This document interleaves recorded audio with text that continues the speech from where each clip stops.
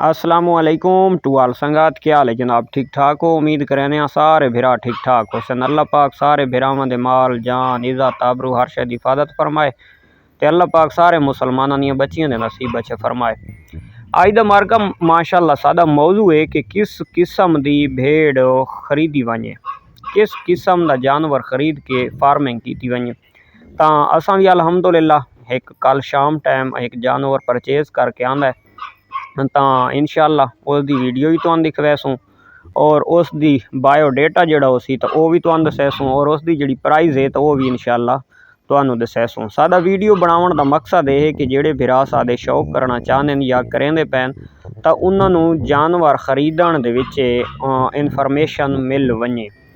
तो इनफॉर्मेशन सादा देवन दा मकसद यही है जानवर दी डाइट प्लान, उस तो इलावा उसकी मेडिसन वगैरह, उसकी केयर का ख्याल, किड्स नू बच्चे नू पालन का ख्याल, ये सारा कोई सादा मेन मकसद है कि अस अपने न्यू फार्मर नू इंशाअल्लाह वक्तन प वक्तन दसेंदे रसां, आगाह करेंदे रसां। तो अज दी भी सादी इंयार मालूमाती वीडियो का एक सबक है, समझो एक शीप फार्मिंग का, भेड़ फार्मिंग का एक सबक है। तो वह सबक इंशाअल्लाह तुसां पूरी वीडियो देखनी है और सबक याद नाल सुनना है, इंशाअल्लाह तुहाडा फायदा थी।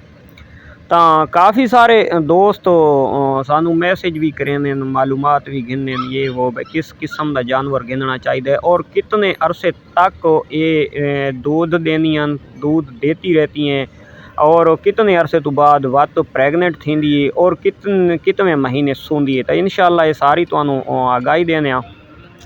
भेड़ जनाब सब तो पहले उसका शुरू तो सबक शुरू करा तो कम अज़ कम 6 महीना की उम्र तो तक ये प्रैगनेंट थी वैंदी है पहली दफ़ा छोटी जी यानी कि लेली होंदी है या छतरी समझ गिनो। तो उसनू असादा जड़ा असल असा कोशिश करें 9 तो 10 महीना के दौरान वन के उसनू क्रॉस करें, लेकिन वो मादी जी होंदी है 6 महीना के क्रॉस थीवन दी उस इतनी कंपैसिटी पाई वैंदी है और जड़ा इस दे मुतबादिल नर होंदा है तो वह 5 महीना का भी भेड़ा क्रॉस करन लग पैंदा है और उस दियां भेड़ां क्रॉस ताईं होइयां खलो वैंदियां, वो बच्चे भी देनियां। अच्छा, उस तो इलावा जनाब अगे टुरदे 9 तो 10 महीना तक असां उसका कोई कद दा थोड़ी सेहत का ख्याल रखें, उसकी बात क्रॉसिंग करवाने, क्योंकि असां फार्मिंग नू अगां लंबे टाइम वास्ते चलावना होंदा है, क्योंकि असां वो जानवर सेल नहीं करना होंदा। अच्छा, उस तो इलावा जनाब जानवर ये डिलीवर जिस टाइम बच्चे कर वैंदियां तो इन्हां दा पीरियड होंदा है प्रैगनेंट का कम अज़ कम ये 5 महीने पूरे करेंदियां, 6वें महीने दे वन के तो ये बच्चे डिलीवर कर दियां। अच्छा, 6वें महीने दे 10-15 दिहाड़ां का फर्क आ वड़दा है नर मादी का। अगर मादियां होसन या एक मादी होसी तो थोड़ा दड़ा जल्दी डिलीवर कर वैसी, जो अगर नर होसी तो 5-7 दिहाड़े 10 दिहाड़े लेट डिलीवर कर दी होंदी है।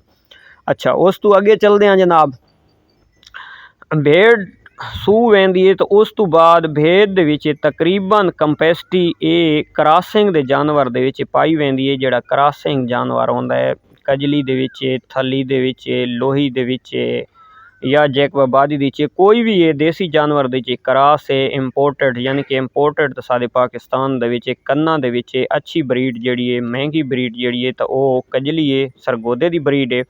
लेकिन उस दे विच इतना मिल्क नहीं तो असादी क्रॉसिंग की मजबूरी होंदी है। एक तो जानवर हर इलाके दे गर्म सर्दी दे विच सर्वाइव अच्छा कर वैंदा है, ग्रेजिंग दे कोई प्रॉब्लम नहीं आती और दूसरे नंबर दे वो जानवर बच्चे ज़्यादा देंदा है।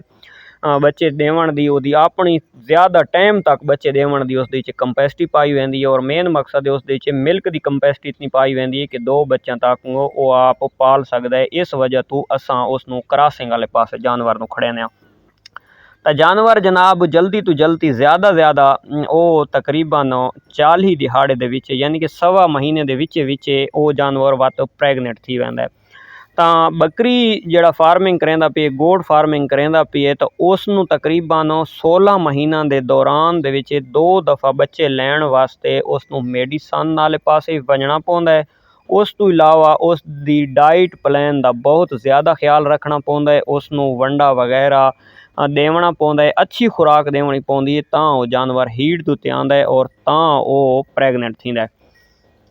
ਇਹ ਮੁਤਬਾਦਿਲ ਇਸ ਦੇ ਗੋਡ ਫਾਰਮਿੰਗ ਦੇ ਸ਼ੀਪ ਫਾਰਮਿੰਗ ਵਾਲੇ ਪਾਸੇ ਆਵਾਂ ਤਾਂ ਇਸ ਦੇ ਵਿੱਚ ਇਹ ਚੀਜ਼ਾਂ ਦੀ ਪਰੇਸ਼ਾਨੀ ਟੈਨਸ਼ਨ ਨਹੀਂ ਆਉਂਦੀ। ਇਹ ਜਾਨਵਰ ਬਹੁਤ ਹੀ ਜਲਦੀ ਹੀਟ ਦੇ ਵਿੱਚ ਆ ਵੜਦਾ ਹੈ, ਚਾਹੇ ਖੁਰਾਕ ਅੱਛੀ ਹੋ ਤੇ ਚਾਹੇ ਨਾ ਹੋਵੇ, ਕੋਈ ਮਸਲਾ ਕੋਈ ਪ੍ਰੋਬਲਮ ਇਸ ਦੇ 'ਚ ਨਹੀਂ ਆਉਂਦੀ। ਇਹ ਸਵੇ ਮਹੀਨੇ ਦੇ ਵਿੱਚ ਤਕਰੀਬਨ ਕ੍ਰਾਸ थी वेंदा है जल्दी तो जल्दी 40 दिहाड़ा।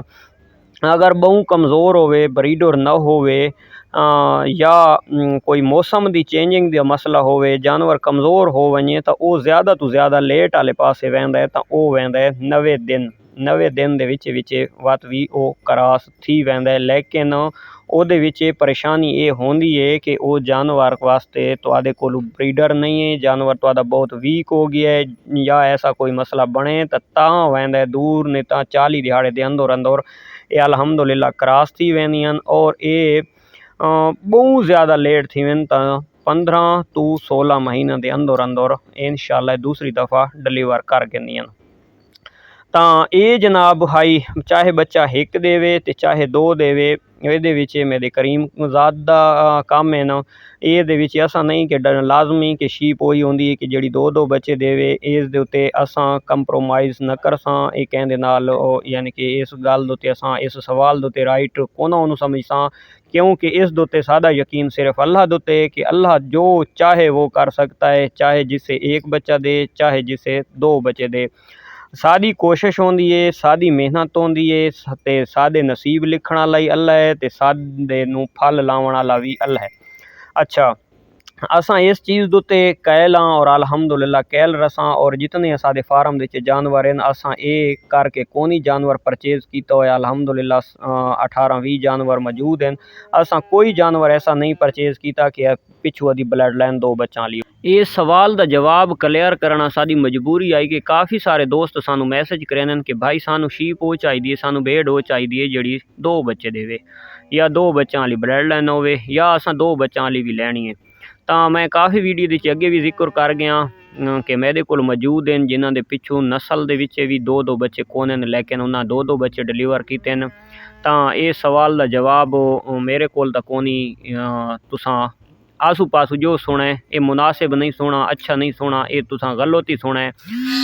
ये दे सकता है अल्लाह की ज़ात दे सकती है, चाहे 2 देवे तो चाहे 1 देवे।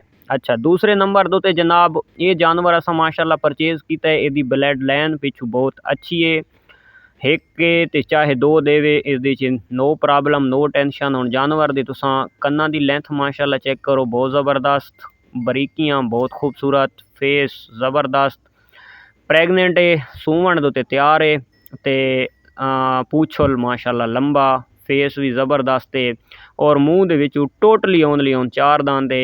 ये जानवर असा परचेज़ करके 2 बच्चों वाली ब्लड लाइन के पिछू भी नहीं आता, कुछ के पिछू नहीं आता, सिर्फ सादा ये जानवर परचेज़ करने का मकसद है कि जानवर लवे, और दूसरे नंबर दोते जानवर की ब्लड लाइन अच्छी है। 1000 2000 4000 रुपये जानवर महंगा होंदा पिए खैर है, लेकिन जानवर की तुसां क्वालिटी चेक करनी है, नस्ल अच्छी होनी चाहिए। अगू बच्चे तुहाडे अपने उत्ते तुसां जितनी उन्होंने उत्ते मेहनत करे सो बच्चे की हाइट अच्छी बन सी। तो ये माशाल्लाह असां भेद परचेज़ की है, और ये भेद जनाब असां परचेज़ की है 40,000 रुपये की, ताकि तुहाडे इलम दे च इजाफा थी वने। ते मिलदे हैं इंशाअल्लाह नेक्स्ट वीडियो दे च। अल्लाह हाफिज़।